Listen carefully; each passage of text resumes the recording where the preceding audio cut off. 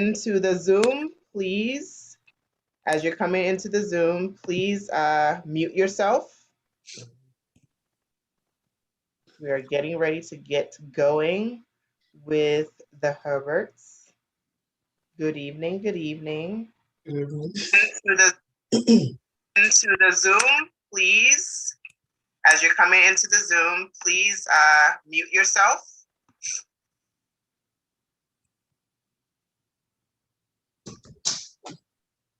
We'll give it about another 15 seconds before we get started with our interview.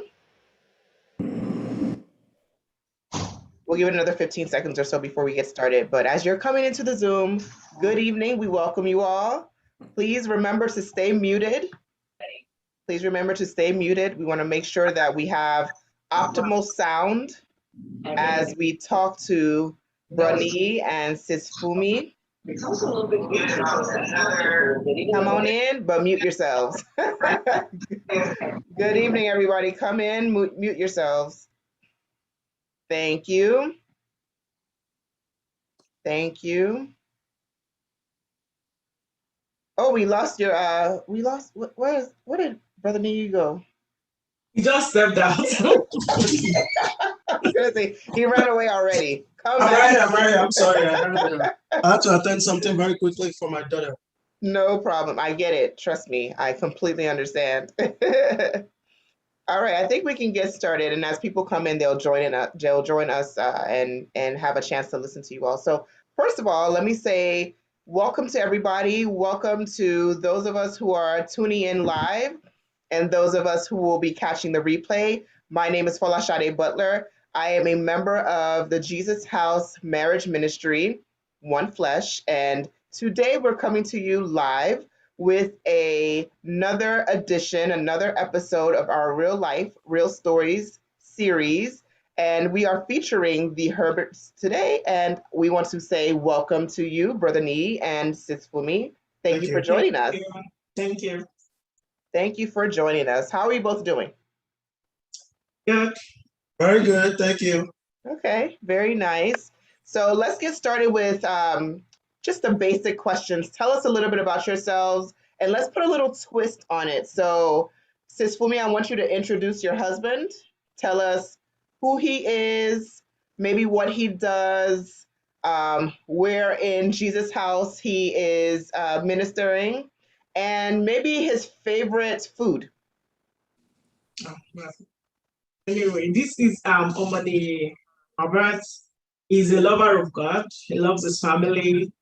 He's a software developer, IT professional by profession, Jesus House member, ramp leader, Believers Academy. That's where he serves in church. That's where I met him. Of course. And your husband too. Yes, exactly. Very nice. So, Brother Nee, I want you to do. Wait. Did you tell us his favorite food? I don't think he has one. I think rice and beans. I eat whatever is good. Whatever. All right, it's good food. This is my wife from Lara. She's been my wife for over 17 years. I feel blessed. And Lara is she started off as an accountant, and she became a finance manager, and then ended up becoming a data scientist. So very interesting career, right?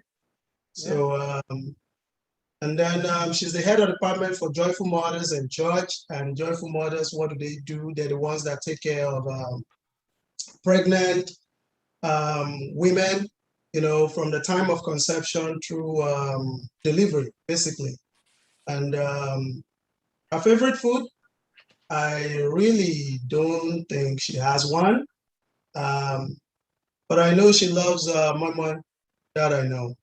So I love it. And Sisfumi, you already know that I've seen you in my house a few times with with all the babies that we've had. So God bless you both for what you guys are doing with Jesus House and what you're doing in life.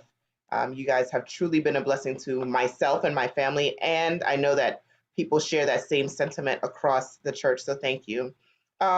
We've been in this pandemic for a while, so I don't know if you all are one of the couples who have been trying to figure it out, trying to find your way, or if you've just been thriving. So tell us how you've been coping in the pandemic.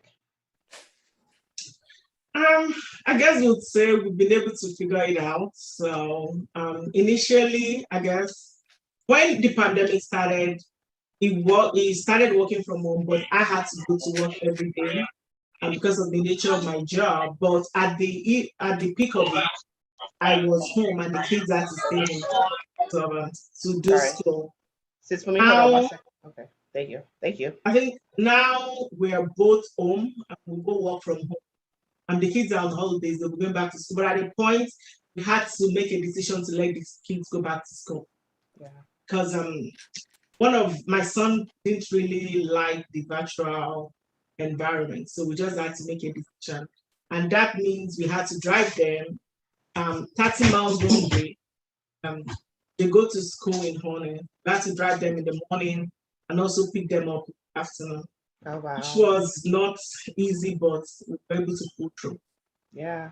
That Go ahead. that was a lot of stress. I mean, I didn't want to do it, but that's what it means. When your wife wants you to do something, and she put some little pressure on me, and I looked at it because I was thinking about my mental health.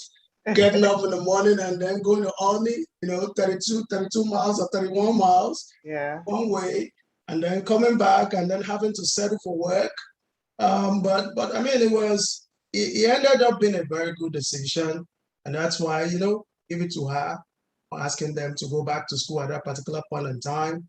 Yeah. So another thing that pandemic has kind of really done for me personally is I've learned to work in the same office with my wife. It was a struggle, really. My wife wanted to work upstairs, and I like to see my wife, so I said, no, we're both going to work in the same office. And then when she has meetings, right, because I can control my meetings more. So when she has meetings, I just, I get out of the office. And sometimes when she has a lot of meetings and I'm saying, you know what, I've learned to use earbuds, which I never, So pandemic has taught me how to live with the same person in the office. Yes. And another thing that it has taught me, it's I decided to really exercise more, which time I really never had before. And these days I come downstairs to the office, check my email, and then sometimes I go on 30 minutes work. Which is kind of really good for me. Yeah. So I do that about 4 or 5 times a week. I love all of what you all just said. I'm sure there are people on the line and who are going to be listening that can relate, because you have to manage each other, the space between each other. You have to manage the kids. I think exercise is a big thing, and people have had now a lot more time. Those of us who have been working from home, we now don't have the excuse of we don't have time, we can't get there on time, because you can actually do it in your house. So I love everything that you just said. What is something that maybe you guys have done that isn't necessarily stressful, like having to drive 30 plus miles to take your kids to school? Maybe something that you guys enjoy doing together as a couple, or something that you've been doing as a family that's fun? I'm sure you all are having fun. All right. So for me, sometimes what I do that is fun, it's I go to her sometimes in the office, and then I tickle her, and then and then she tells me that Nee, why are you doing that? That's harassment in the office. I love it. I love it. And then sometimes watch movies together. Maybe most times, on a Friday evening or thereabout, we find time, because a lot of the meetings that we used to have that were physical in church and all these things, Right. Many of them have also become virtual. So you to have more time at home. So we sit upstairs, and sometimes we could watch movies till like. I love it. I love it. As you can see, I now have the support of my husband. Yeah, I said that's why I'm waving to him. That's why I'm waving to him. He's downstairs with all the kids. All the kids. Oh my goodness. I love it. So tell me, okay, we didn't touch this yet. So tell me, how long have you guys been married? 17 years and a few. Praise God for that. 17 years. And how many children do you have? Two. 2 children. And what are their ages? 16 and 13. Oh my gosh, you have full-blown teenagers. Full-blown teenagers. Okay, so tell us your love story. How did you all meet? I'll let her go and then I'll go. Okay. Okay, so it was January 2nd of that year. Wow. I'd gone to work, because anyway, I just saw an email in my inbox at work that says Happy New Year. It was a long prayer, just prophesying into the new year. And I just felt like, I'm not sure if I know this person, but the person, you could just notice that it was just a lot of prayer and it was meant to be personalized. So anyway, I just sent an email back and I said, Emma, all your prayers, but like, do I know you? The name just didn't ring a bell. Yeah. And of course, then he replied back and said, yes, I sent the emails to a few friends, so maybe Unity. And I said, oh, that's true. I went to Unity. But the point is, I went to Unity Ado, you went to Unity Owo. So it was just two different locations. Yeah. And every now and then it would just say LOI, LOI. That was how. Yeah. So for me, it was God, and I'll tell you why I said it's God. So it was. I wasn't a guy that would really generally pray about marriage at that time. I prayed about everything except marriage, basically. So, but it was around the time that I was finishing up in grad school, and I had decided that, maybe the next thing is, start looking at how you're gonna get married and stuff like that. And I had my own idea of how I was gonna get things going. So I had a friend, so I had thought that I was gonna go for this friend. Thought it was gonna be easy. So, but I prayed to God because, one of the things that, I used to say then was that God, I really worked for you. And in fact, at that time I was in probably 3 departments in church, and I go to church in the morning. I probably don't leave until evening. Mm-hmm. So when I said, God, you will have to really take care of me. And eventually what had happened was something happened that triggered something. And I had gone to God to really pray and fast. And I remember that, yes, it was a wrong email. It was an email message to a wrong person.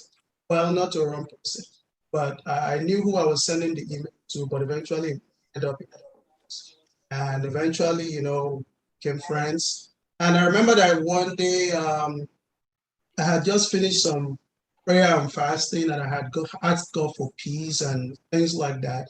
And I remember she had sent an email that day, and I had almost heard God said, that's her. And I remember I said loudly, no, God, no, no, no. Because she really wasn't my kind of person. In terms of spirituality, yes. Yeah. But in terms of, she wasn't wearing earrings, she wasn't wearing chain. I grew up, so basically, but I mean, that was it. That was how God just, and I told God, if it was you, you have to make sure that everything works perfectly. And here we are, 17. And I love it. So how long did you all court and how long did you date before you got married? I think it must have been about 2 years or more, a little bit over 2 years. Okay, very nice. And what, sis, for me, what made you want to marry him? What was the defining moment? Maybe let me ask you this way. What made you realize that you were in love with him and wanted to marry him? I guess one for me was the peace of God. Of course, definitely I've been praying to.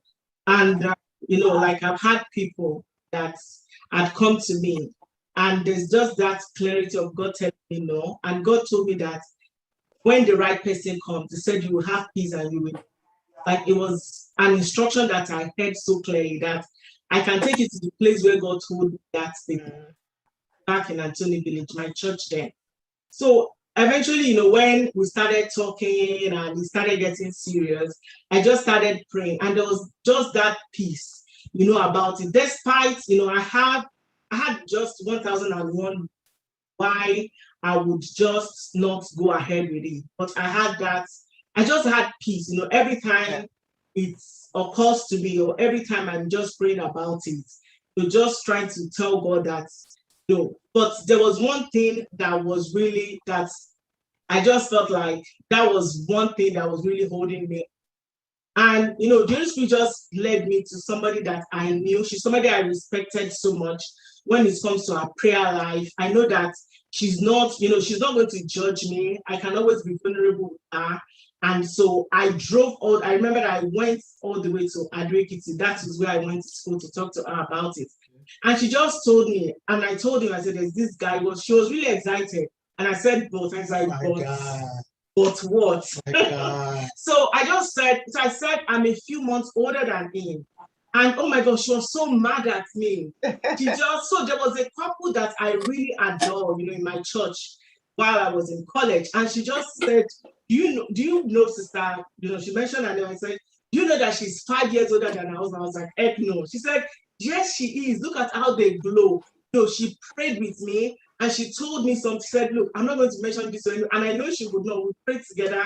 And she just said that she also had that peace. That this is the first time I'll mention something like that to her. And she had so much peace about it. She just said to me, look, just forget about this, that I think this is God. And that was that day that I really surrendered to God about it. I love it. So for me, I think a lot of things came into place apart from the word that God had given to me, because, like I said, wasn't really my kind of person. Spirituality, yes, but dressing wise, and in fact, to let you know who I was, right? I mean, I was a Christian early in life, but there was this set of people called the Scripture Union, SU in Nigeria, then that I purposely did not join SU. So when I got to campus, I decided to join a nice flamboyant fellowship, which is what was called the NIFES, the Nigerian whatever Fellowship of Evangelical Students. So they were nicer in school, they dressed well, so because for me, I like to dress well. And I couldn't just, I don't want to look shabby and stuff like that. So no, you were not looking shabby. You were not really. Actually, you actually I was going to ask for you, Sis Fumi. There was no way you would look shabby, because you were working on a bank. Your dad was going to England almost every month, so there was absolutely no way you would look shabby. But it was just that chain, that earring thing was not there, So, but the good part was when it was kind of clear that she was going to be the person, and we started talking. And by the time I introduced the name to my mom, I remember my mom was like, yeah, their family, I know them. And apparently, Lara had lost her mom when she was 4 years old, right? So, but at that time, my mom said, I knew her mom, before her mom passed. And I knew her dad briefly. So it was like, okay, you're coming home. So even if I didn't really want to take the big step, mom was saying, yeah, I know these people. I know the family. so that was the sign off. Yeah, so everything just kind of fell in place, And then I had some few friends that went to the same school because we were classmates in high school, even though different schools. We're class of 1993, So I knew some friends in high school, so I had asked some of them about her and things like that, and things were pretty straightforward. But most importantly, I knew she was spiritual. And I knew that that was one of the things I like those attributes that you both were spiritual. You sought the direction and discernment from God first before making any big moves. And I love that you involved your family before you know decided to commit to each other in a you know in terms of marriage. So kudos to you. And obviously it's working because here we are 17 years later and you guys are still glowing. You're still enjoying each other, I can tell. Tell me, what are some of the misconceptions maybe that you had about marriage before getting into it? Um, I'm not sure. Like anyway, I guess one would be about in-laws. For me, I guess his family has just been the best. Like I practically tell my family members that I would dump them for my husband's family any day, anytime. Because there was never a time, they really welcomed me. They just take me as their sister. And I would say, and also for my family too. Maybe that was one where people tell, and I know a lot of people tell you, actually a friend had told me, make sure you set your rule. Nobody spends 3 months, 2 weeks or something in your house. But of course, I just, like, you get all this advice, but I just felt like, you know what, I'm not into all these rule setting. Yeah. Because, and basically, and the reason why I did not, because I know, a lot of my friends were about, all of us that were friends, whenever we talk about it, they always like, I'm going to set up rules, nobody, 2 weeks maximum for the first 3 years. But I remembered somebody that was a senior friend of mine. She specifically told me, that Fumi, don't set rules when it comes to some things, that let things play out. And she gave an example of how they had set a rule that nobody stays with them for more than 1 month. But her sister had to come to Lagos. And where would she stay? She was just coming to Lagos. I think she was coming to do for school, and she was going to stay for a year. So she said the guilt on her face when her husband accepted that, where would she go? Rent an apartment where we live there. She just, she basically advised me. So I would say that was one bit that everybody was like, oh, in-laws, you have to be careful around. Yeah. But for me, it's gone well. So I mean, those are good. So the in-law thing is definitely a big deal because people come into relationships having heard from other people, and what may work for them may not work for you. So I love that. And then the second thing is the rule setting. You have to decide for your own relationship, for your own marriage, what will work. So listening to other people's rules, again, may not work for your household. If it works for them, great. But I'm glad that you all had the foresight to do what makes sense for you. Brother D, I think you were going to say something. So for me, it was, I was supporting this gentleman called Omotayo Benson at that time. We're together in prayer meeting, and Omotayo Benson had a phrase, and his phrase was, "I will not miss it. I will not miss it. I will not miss it. If it takes a step for me to miss it, God is going to pull me back. I will not miss it." So when I was going into marriage, one of the things that I said to God was, God, I will not miss it. I've given a chunk of my life to you to do your work. I will not miss it. You are going to help me. And I remember that my closest friend of blessed memory, had asked me, are you scared going into this marriage? And I said, well, I'm not really, because I know God is going to be there before me. He's going to honor his word. He's going to be there before me. But now let me come to practicality, okay? Practicality now is, there were things that I expected, but I expected that maybe my wife was going to be like me, right? But that's a wrong expectation. It's a wrong expectation. I'm a natural talker, right? My wife is more reserved. And so in the early part of our marriage, I'm a kind of person, something happens now, I address it now, and I move on now. But my wife processes things, so I realized that I have to deal with that. I have to adjust to deal with that. So it wasn't like, oh this, oh that, oh this, oh that. No, I have to adjust if I want to have peace in the house. I have to adjust. So, and over time, we have come to have a clear understanding and things have moved better. And really, as I got better, I mean, she got better. And in fact, these days, I was thinking about myself, and I think it was about 3 months ago, and I was telling her that, I used to argue a lot, right? I used to argue and argue and argue. But these days, when you bring the argument, I sit down and I said, okay, that's okay. Let's, even though I'm not winning the argument, so I try to calm down, because Funmilayo is more relaxed. And if you see us arguing, you think I'm the one cheating her, right? So because I naturally talk. So those are some what helped you to come to that realization to pull back on the arguments?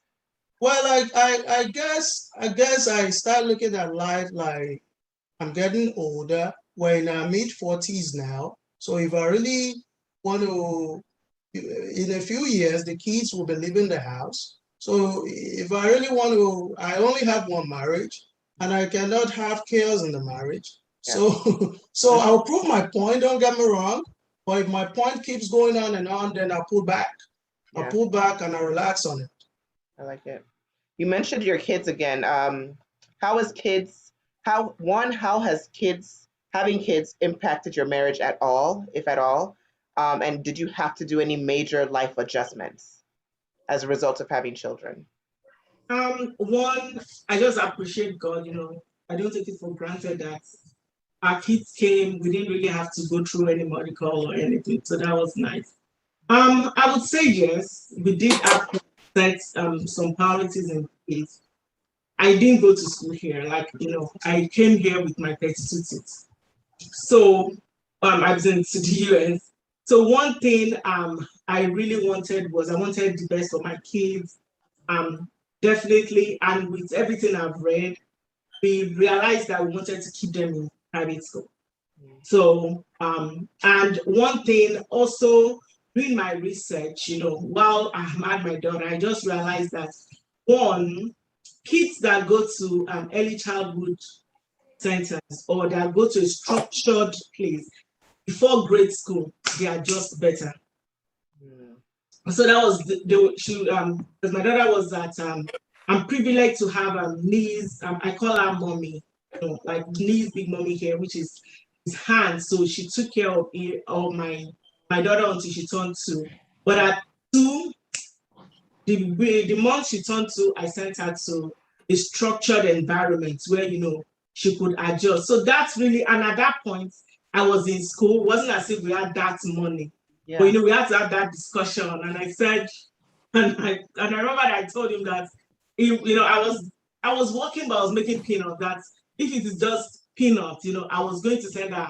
And I prayed about it, and I got a small early childhood center for her, which I took her and I said I was going to pay. Of course, I wasn't working. I wonder how. But anyway, so those are, I think when it comes to how we've structured, I think I would say God has made it easy, but also when it comes to our kids, we deprive ourselves of some things just to make sure that, they are where we want them to be. There are goals we have, and expectations that we set for ourselves when it comes to them. I guess denying ourselves of a little bit here and there, just appreciate God that we've been able to, accomplish it. Yeah, and God will bless you for that, because there's a lot of sacrifice that parents make so that our children can have it better. So it sounds like that's exactly what you all did. So let me tell you a story real quickly. Yeah. When the older one was born, my wife had to start grad school. And I remember I would park in Metro, and then I would come from DC, get into my car, and my wife had to go to grad school. And so we exchange. We take, she drops the daughter for me and then goes to school. And then I will take the daughter home to go babysit. Now, then there was a day I had to, I never went to my wife's school because it was Lara University in Timonium. And at that time, if you could conceptualize it, from my house, we were living in Brandywine, and from my house to Loyola was about 65 miles one way. All right. So there was this day that we had leadership retreats in Timonium, and it was the first time I was going to drive to that area. And by the time I got there, I called my wife. I said, "This is where you've been driving to." That is a long, wow. It is a long You were in one. Brandywine driving to Loyola? Yeah, it was a pretty long, and at night too. And then Wow. a lot of sacrifices for the kids. And I Yeah. have to call them sometimes and tell them, guys, this is a lot of sacrifice. You've been in private school all your life, so you can imagine how much is going into that. So you just have to do the best you can. But I mean, I give all the glory to God, because it wasn't that easy at the beginning, like she said. Right. I was the only one working at the beginning, but to God be the glory. Here we are, to the glory of God. Now we don't have to think about those things. She has a good job, I have a good job. So Yeah. we're moving as a family. Thank you. Who's the saver and who's the spender? I'll let her answer that. We both save, we both spend. Good answer. Good So answer. the truth about it is it really depends on which area of spending you're looking at. So Okay. generally my wife is not materialistic. All right. So a bunch of the designers or whatever that she had, I probably bought them.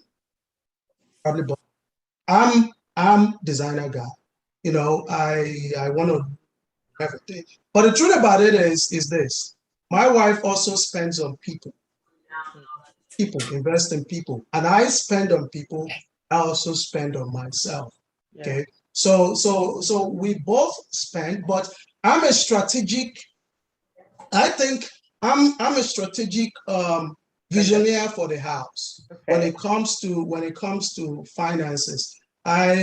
What does that mean? What it means is I have big visions. Okay.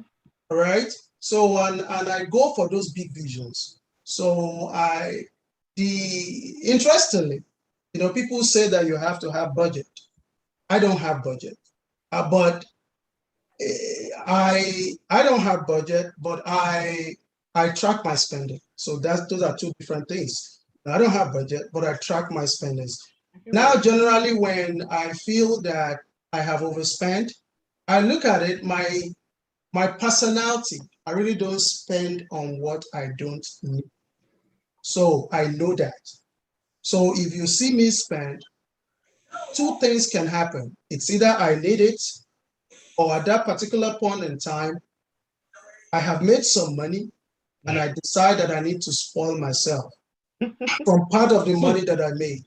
So I can relate. I completely relate. Now, it may not be the best solution for some people, but I completely relate. If I have it to spend, of course, bills are taken care of, kids are taken care of, the household is taken care of. This is not, exorbitant spending. But if I have it and there's a little bit extra, why not? I like it. Sis Boomy is looking at me. You don't agree. I know you don't agree. No, she will agree because sometimes when we go out and I take her to some places, I like luxury lifestyle. Even if it's one time I want to have it. I don't like you to tell me the story of that place or that place if I have to. Exactly. Let me go experience it for myself. I want to experience it. So even though I may plan for it, I'll plan for it. I don't Right. spend anyhow. I'll plan for it. I will experience it so that you don't tell me the story. Yeah. So she may not like it, but when she gets there, she loves it. She loves it. See? Enjoyment. I love it. I love it. I love it.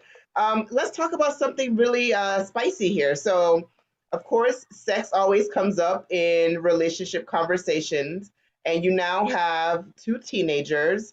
Tell us a little bit about how your sex life has transformed now that you have older kids. Well, for me, It doesn't make a difference. All right? Whether you have older kids or you have younger kids, it doesn't make too much of a difference. Why am I saying that?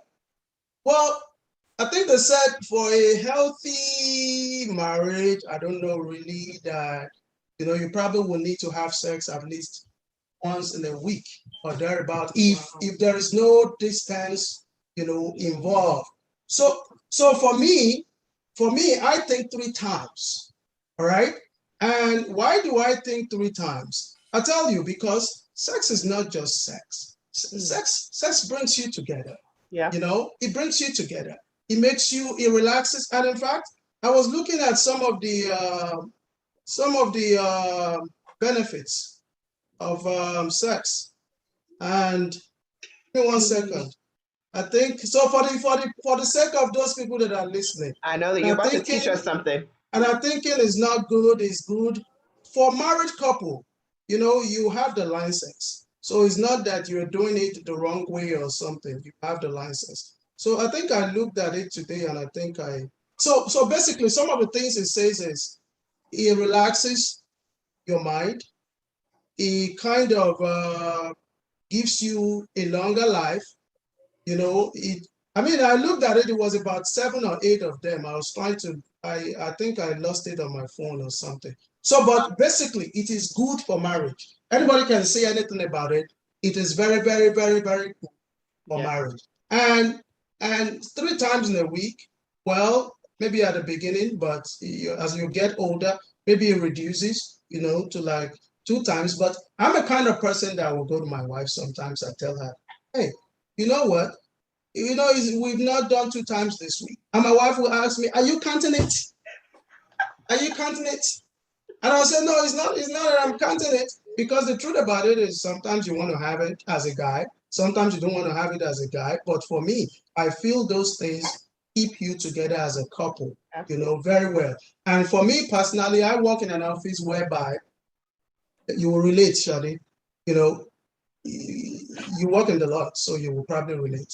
I work in an office whereby you have all these people that are sharply dressed, and on high heels, and then you see all these images every day, and then you get home. I'm talking to people that don't have it, so and then you get home every day, and then your husband is not there or your wife is not. A lot of times, too many things can go. Of course, you can control yourself. Don't get me wrong. You have to control yourself. But I think it's good for marriage, and even science has proven that it's good for marriage. 100%. I 100% agree with you. I understand that analogy because Pastor Eru actually uses it in our marriage class. That men are visual people. Men are visual people. So if a man is oftentimes seeing the visual depiction of a woman, she's put together, she's sharp, that can cause kinds of things to race in their minds. Not that he wants to deviate from his marriage, but because of that, you want to make sure that you're having the connection and the physical aspect of sex needs to be present in your marriage. So I completely agree. I completely understand that. Give me 1 second. Give me 1 second. I just got my thing here. It says it lowers blood pressure. Oh. So for the people that are listening, it lowers blood pressure. It gives you a better immune system. Okay. Better heart health, possibly including lower risk of heart disease, improve self-esteem, decrease depression and anxiety, increase libido, immediate natural pain relief. So what does that mean? You have medication right there. Natural medication. I love it. Sex in marriage is a natural medication. I love it. I love it. Do you all schedule sex? Does that help at all? No, we don't. We don't. But I will advise the people that really have to schedule, if they feel they have very tight schedules, at work and things like that. Because what works in one family doesn't work in another. So if they feel that they need to schedule, they can try to schedule if that is going to really help them instead of not even having it at all. Absolutely. Yeah. Schedule it if it works for you. If you don't need to schedule it, that's fine too. How about any other tips around So, I mean, you gave us some really good nuggets. Any other tips that you have that have worked for you in your marriage that you want to share? How about one tip each from each of you? Tip for what? Sex. What works? What do you think? How about this? Sis Fumi, you tell the women, what do you think is one thing women need to know about sex and marriage? I don't know. That Amen. I guess that sex is good, Yeah. and that the men that you shouldn't be selfish with it. Don't use it as a tool, It's a weapon. as a weapon. Don't use it as a weapon.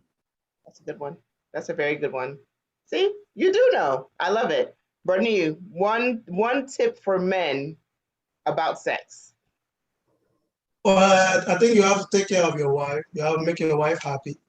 Because if you don't make your wife happy, then your wife is not going to be happy giving you sex. I love it. That's really good. I think I don't know if somebody's trying to ask questions. If you have any questions and you have access to the chat, definitely put your questions in the chat for this couple. We will review them in a moment if you have any questions. How about this? Let's talk about one time when I don't know, I don't want to harp on anything negative that has happened in your relationship, but is there any one time in your relationship that you can recall where it was, a bad time or a negative time? Can you tell us how you might have gotten through that?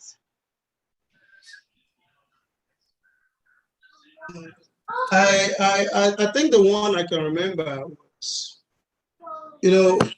when so my life was when I was about to get married. We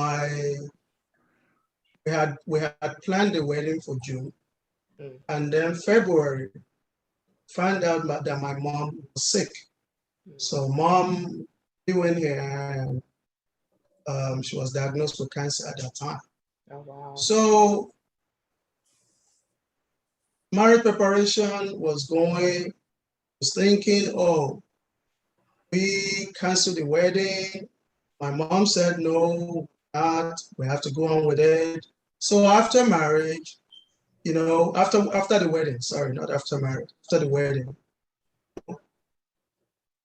I got a house just a few weeks or a few months before the wedding, So my wife moved in, and my mom also had to move. So I was dealing with a sick mom. I was dealing with a new wife, and it was a little bit interesting because financially it was also draining.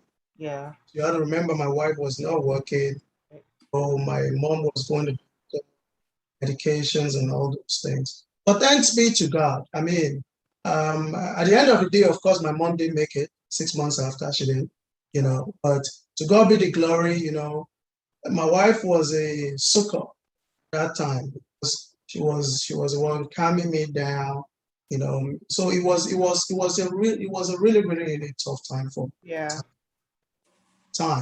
But I mean, thanks be to God, we were able to get over it, without too much stress. And so that's I think that's the time I can remember that that it was challenging and you had to. Sis, for me, do you remember, what during that experience, what helped you maintain? He said that you were very supportive, essentially. So what helped you maintain that level of support for him? One, Nee's mom, she's a wonderful person. My God, she accepted, oh God.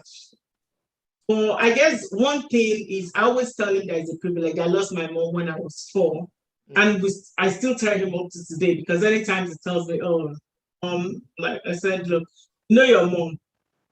Like me, my mom froze at the age of 27. So I don't even know how, going to 50.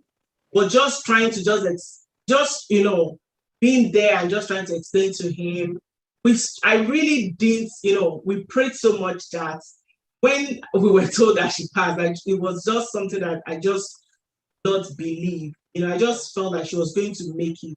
But Mm. just encourage you, because I know that this was one thing that really hit him so badly. So just always trying to, when we were praying every day about it, and make sure that, say our prayers, just professing it and confessing her.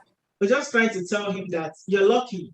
Your mom died at 50 something. My dad at 27, I was just 4 years old, like soon. I love that you had a strong relationship with his mom, and I love that you guys have mentioned family, your extended family, your in-laws, several times during this conversation. And I think it's a true blessing when you are able to have in-laws that, one, you like, and two, like you back. So I'm glad to hear that you had that strong relationship with her, and may God rest her soul. It looks like we have a question. Oh, well, the question is, how did it affect you? And I guess, did you feel, um, did you feel sad? Did you feel like connected that you had that experience before, and as a result you could relate, and that's what empowered you? Like I said, when my mom died, I was 4, so there was just no way, I could remember. Compared to But I tried to make it, I tried. So sometimes he's crying, then he's also laughing. When I tell him that, like, just bless God for your life, Yeah. he's crying, then he's also laughing, because I'm like, the cries are, just trying to, but I guess maybe just trying to tell him that, for me it was a privilege, she stayed with us. But wow, it was just really a privilege, to just, I've heard so much about her. Like me said, when we met, we didn't know that we didn't know anything would connect us, but later we found out that my uncle, the family, and I've had so many good things about her. But just being there, I think that is one thing I really hold dear in my heart up to today, that although she was sick, but that she was with us for those 6 months, really meant a lot. I love it. I love it. Is there any piece of advice that you would give your younger self about marriage? Now that you are 17 years in, is there anything that you can think of that you will say, younger self, you need to know this going into marriage?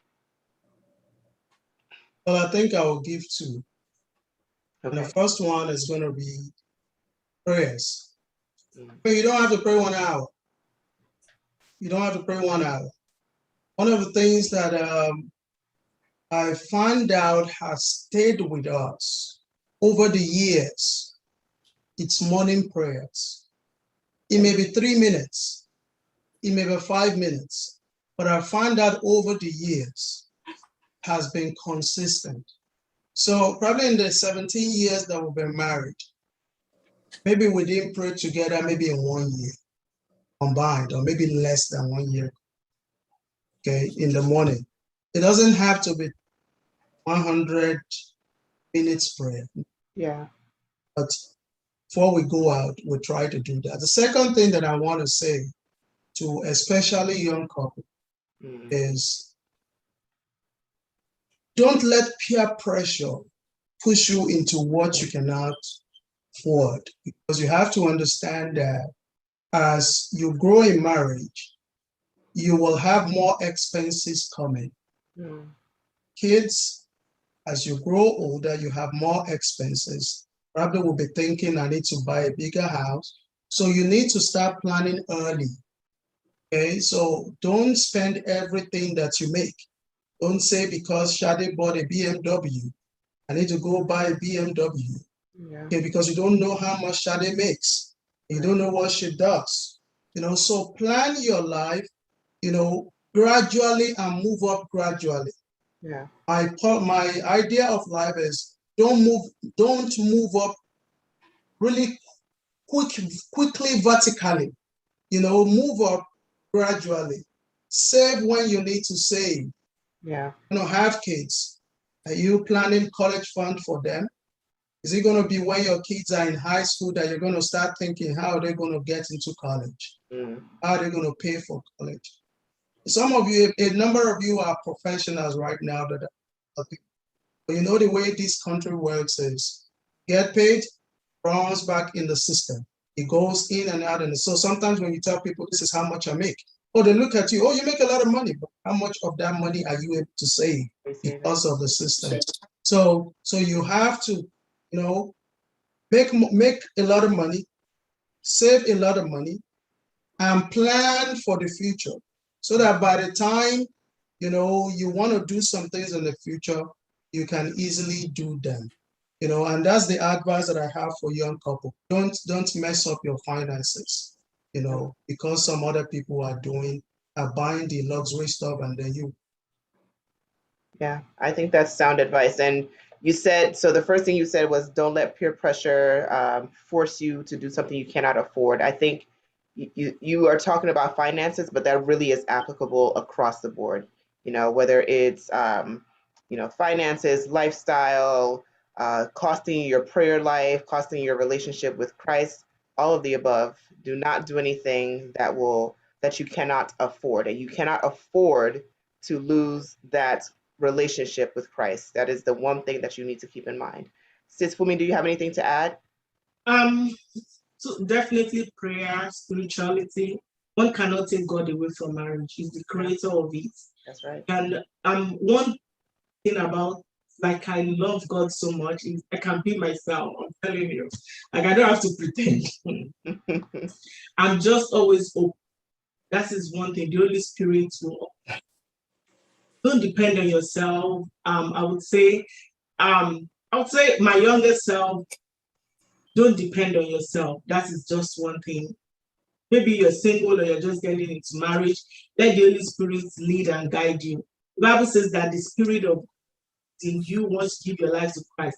That is the very nature of God just helps you to live a life. It says that He has a plan for us.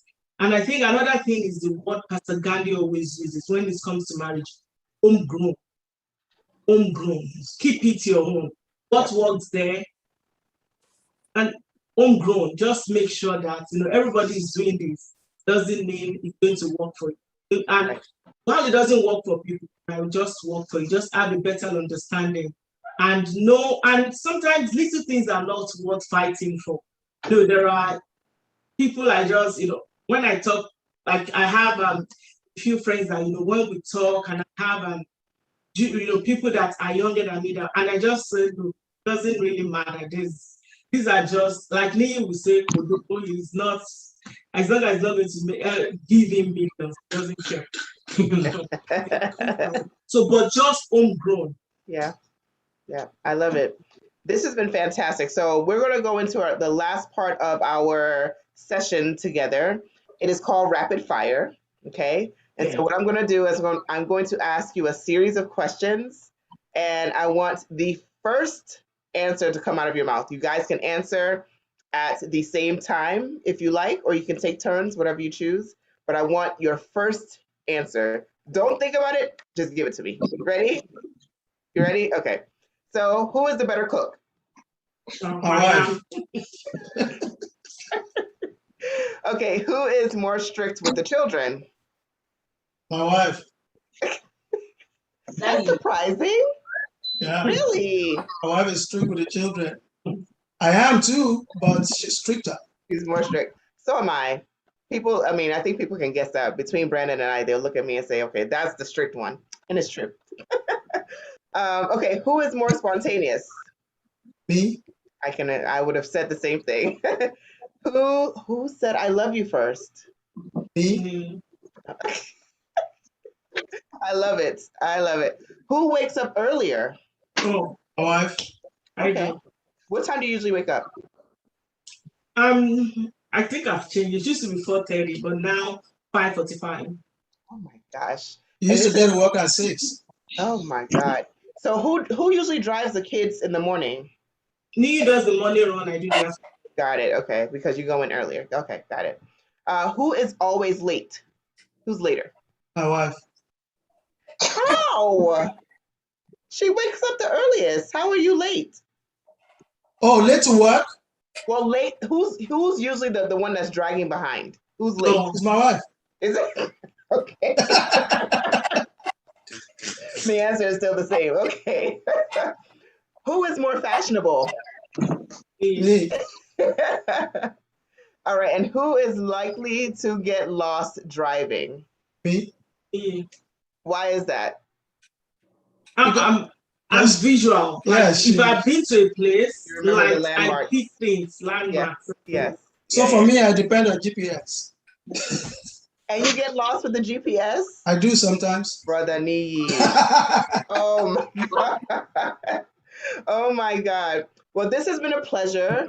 Thank you both so much for joining us this evening for Real Life, Real Stories. We know that your story has touched many people, and we thank you for being here with us today. Is there anything, any last comments, any last piece of advice that you want to give to those of us who are listening? I just want to thank you for inviting us. It's a privilege to be here, and privilege to see you, Shadi. Thank you. Saw you when you were single. See you now when you have 3 kids or 4 kids. Yes. And your husband too. So it's a privilege to see you, and I'm glad. Thank you for organizing this kind of a thing. So for those people that don't know, what we do is we restore hope and we maximize people's potential. That's our vision in church. Yeah. So, and thank you for maintaining that vision. Thank you, and yes. Thank you. Thank you to you guys. Thank you to all of us who are on the line. Thanks to those who are going to catch the replay. We pray that you are blessed and you are able to apply some of the things that you've heard today into your own relationships, into your own marriage. So thank you all.